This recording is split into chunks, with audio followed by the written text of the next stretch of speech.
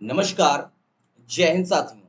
मैं हूं विवेक औदिच्य। आप सभी प्यारे प्यारे दोस्तों का हार्दिक स्वागत, वंदन, चंदन और अभिनंदन है दोस्तों आपके अपने YouTube channel Audichya exam preparation पर।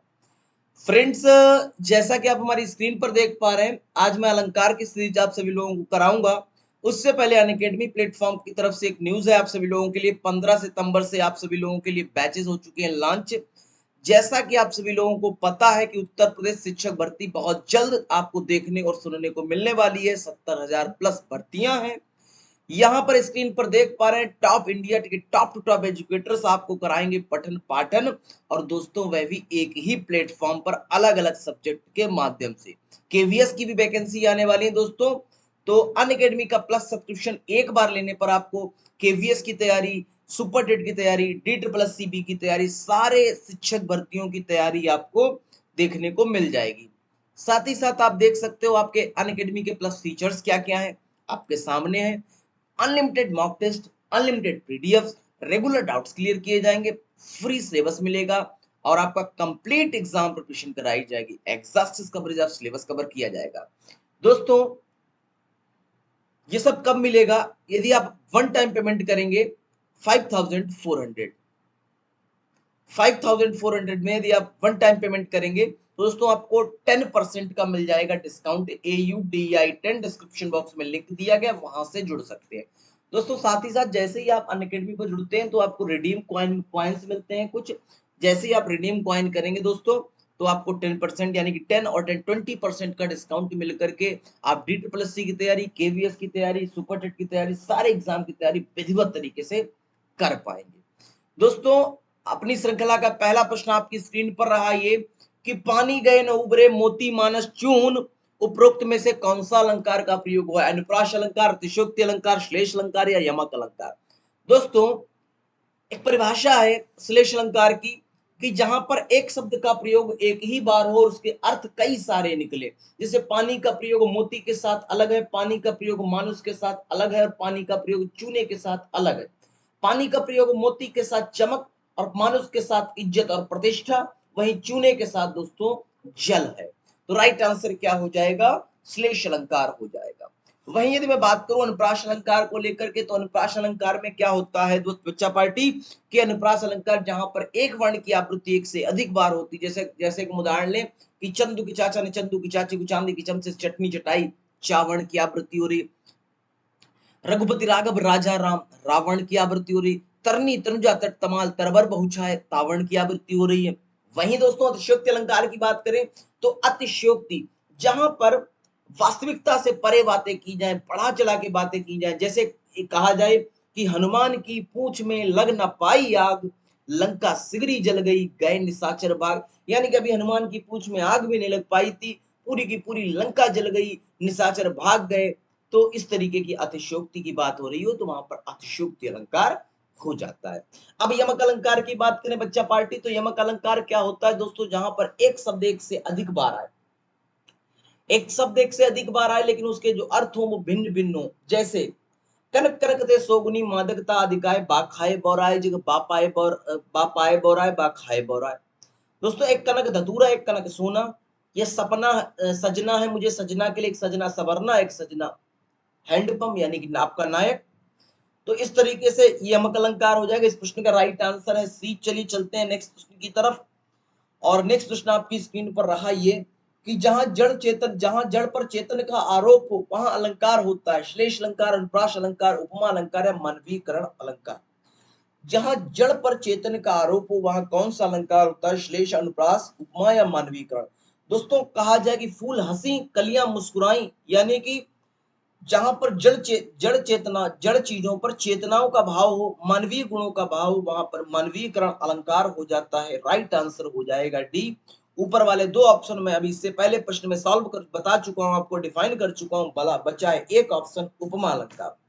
तो फिर बच्चा पार्टी, उपमा अलंकार क्या होता है? जहां पर दो वस्तुओं के बारे में तुलना की जाए या हम कहें समरूपता बताई जाए तो उपमा अलंकार होता है। जैसे मैं कह दूं मुख चांद सा सुंदर है, यानी मुख की तुलना चांद से कर दी गई, तो क्या हो जाएगा? उपमा अलंकार हो जाएगा।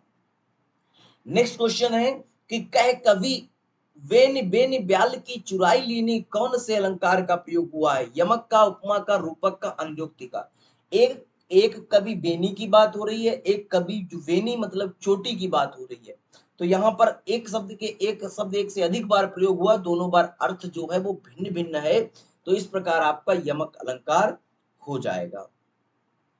चलिए चलते हैं नेक्स्ट प्रश्न की तरफ, और नेक्स्ट प्रश्न आपकी स्क्रीन पर रहा ये सॉरी दोस्तों, कि सजना है मुझे सजना के लिए, यूपीएसआई का आया हुआ क्वेश्चन है। क्या हो जाएगा? सजना है मुझे सजना के लिए, यमक हो जाएगा, अनुप्रास हो जाएगा, रूपक हो जाएगा, छेका अनुप्रास हो जाएगा।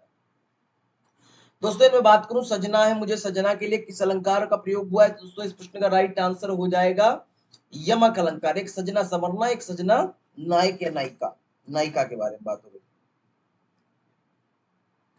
नेक्स्ट क्वेश्चन है, आई ऐसी अद्भुत बेला न रो सका न भीग सका, दोहे में कौन सा अलंकार है? आई ऐसी अद्भुत बेला न रो सका न भीग सका। दोस्तों इसमें प्रश्न में राइट आंसर क्या हो जाएगा कि विरोध उत्पन्न हो रहा है, ना ही रो सका और ना ही भीग सका, तो राइट आंसर हो जाएगा ए, विरोधावस्था अलंकार हो जाएगा। चलिए चलते हैं नेक्स्ट प्रश्न की तरफ।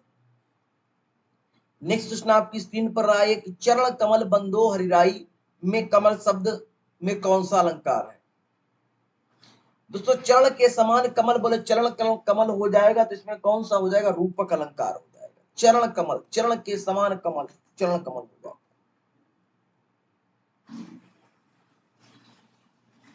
नेक्स्ट प्रश्न आपकी स्क्रीन पर रहा ये, जहां अनेक व्यंजनों की एक बार स्वरूपता व क्रमता आवृत्ति हो वहां कौन सा अलंकार होता है? वृत्तानुप्रास, वक्रोक्ति, लटानुप्रास या छेकानुप्रास।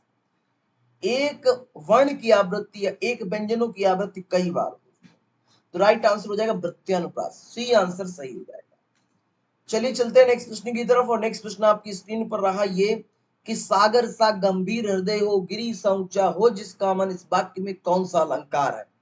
देखो दोस्तों सा आया है और सा आया है, जहां पर सा, सी, से, सादृश्य, समान, सरिस, इम, झिम जैसे शब्द दिख जाए मेरे बच्चा पार्टी, आप उपमा अलंकार लगा देना, गलत नहीं होगा।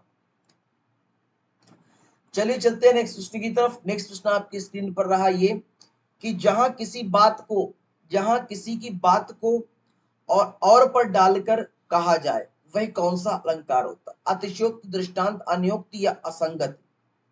जहां किसी और की बात को किसी और पर डाल कहा जाए दोस्तों वहां पर असंगति अलंकार हो जाता है, बी आंसर सही है।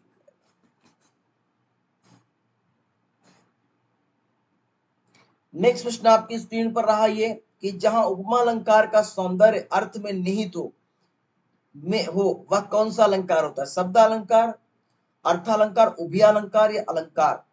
दोस्तों जहां पर क्या लिखा है, जहां उपमा अलंकार का सौंदर्य अर्थ में निहित हो दोस्तों तो अर्थ अलंकार होगा ना, अर्थ में निहित हो तो अर्थ अलंकार। चलिए चलते हैं नेक्स्ट प्रश्न की तरफ कि ये देखिए अरविंद से शिशुवृंद कैसे सो रहे, पंक्ति में अरविंद शब्द क्या है? ये देखो अरविंद से शिशुवृंद कैसे सो रहे, इसमें अरविंद शब्द क्या है? वाचक है, उपमान है, उपमेय है या साधारण है? अरविंद मतलब कमल होता है, तो उपमा की बात हो रही, उपमान की बात हो रही, बी आंसर सही हो जाएगा। चलते हैं नेक्स्ट प्रश्न की तरफ दोस्तों। नेक्स्ट प्रश्न आपकी स्क्रीन पर रहा ये, जहां शब्दों के अर्थ से चमत्कार स्पष्ट हो जाए, जहां शब्दों के अर्थ से चमत्कार उत्पन्न हो जाए वहां कौन सा अलंकार होता है दोस्तों? शब्दों के अर्थ से चमत्कार की बात होगी दोस्तों वहां पर हो जाएगा अर्थालंकार, बी आंसर सही हो जाएगा। दोस्तों आज की श्रृंखला यहीं पर समाप्त करते हैं, मिलते हैं नेक्स्ट वीडियो के साथ, नेक्स्ट टॉपिक के साथ। धन्यवाद, जय हिंद साथियों।